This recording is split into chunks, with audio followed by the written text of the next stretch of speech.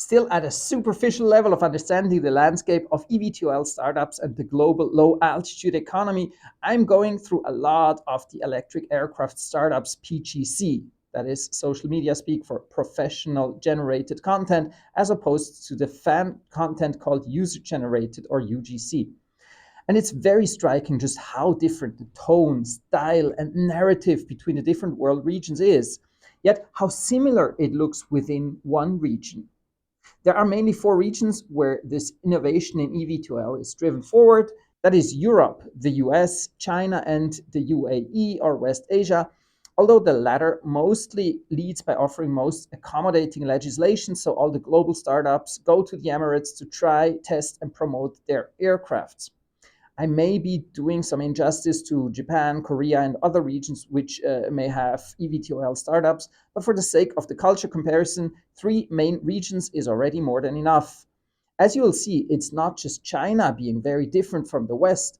Also, the difference between the US and the European approach is far bigger than I think many Europeans realize. Let's start with China, which is quite easily explained. Their social media videos all look like product ads. For example, check out the channels of Yihang or Xpeng Aero HT.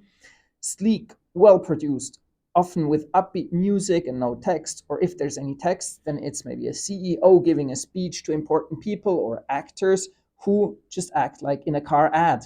The focus is completely on the product, on showing how close to the market it already is, how people from everywhere are enjoying the product, and how it serves the people. Serve the people is a common slogan in China, as the motto or core demand of the leading Communist Party of China. Serving the people is, as a slogan, top of mind among the population, whether cynically or truly heartfelt.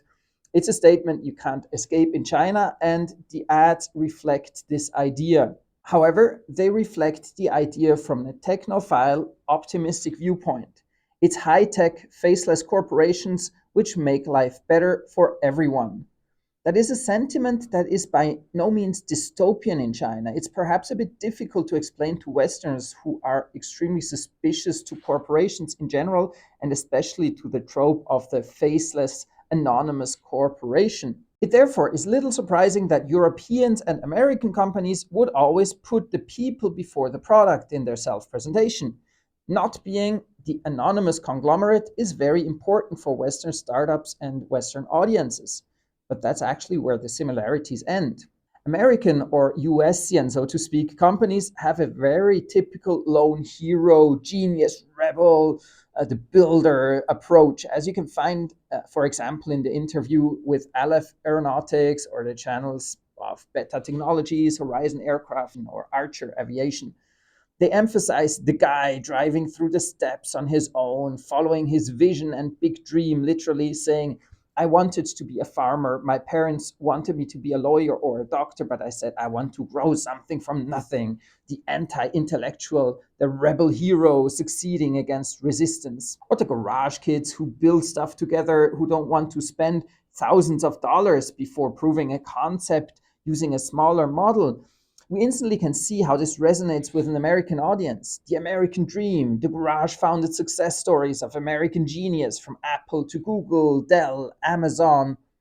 However, watching critically, one does really wonder, and I think Chinese audiences will find it very surprising, how the lack of expertise is sometimes almost celebrated. I drew the concept on a napkin in Palo Alto. They told me they'd need half a year to build it. Now, after 8 years, we're still building. Or engineers openly saying, we build a rough sketch and then we need to look obviously through VR goggles or make a real life model to understand how it looks in the end. This may become practice in certain fields of engineering. I'm not an engineer, but it doesn't exactly sound like a tech expert to me. Or another engineer saying, got to design the engine from scratch. How cool is that? Even though it's not a world new tech type of engine, it's just another eVTOL engine.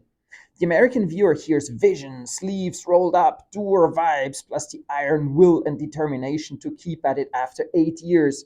The Chinese hear a total lack of preparation, failing to research the topic before engaging with it, making promises without being able to keep them, bragging about reinventing tech that already exists. Successful Chinese companies always underpromise and overperform, keeping major projects completely secret until short before market readiness. And what about Europeans? Europeans probably also hear in the US way of presenting ideas a tendency to brag and show off. For many Europeans, the elegant way to show off, but without being boastful, is to develop technological breakthroughs and to talk about the technology. You will find this in the channels of Lilium, Volocopter, or Vertical Aerospace from Europe. Like the Chinese, they are more product focused, but not from a user and application perspective. And like the Americans, they focus a lot on making their company and the people relatable and visible. However, unlike in US clips, people are made relatable not by showing their personal lives and presenting them as heroes, but rather by showing them as very down to earth experts who are friendly, always smiling, and happy to explain the technology which really fascinates them. And there's always the aim to improve society, to change the world for everyone, not just producing a product that sells well. Interestingly, from my personal experience, all forms of PGC are actually quite honest.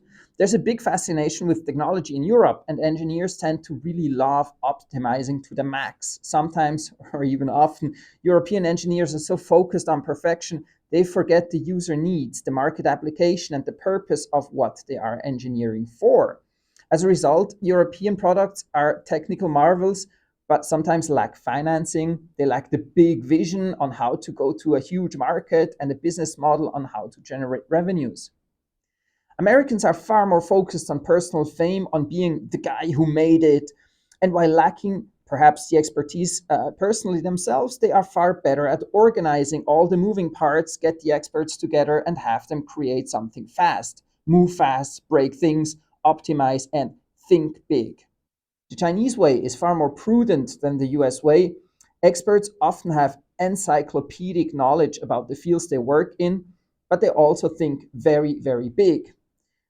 There's a strong job split between the executing engineers at the bottom, who act in sometimes truly tunnel vision, purely focused on the task they are given, and the visionaries at the top, who not just assign the task to everyone, but also align with fast changing markets and the political environment, which is in China very important to get the funding, to get supportive legislation, and the legal backing when needed. So showing themselves as high-tech corporations isn't just to project an image of quality. It's also because even startups in China are indeed run like big corporations and often with very large engineering teams.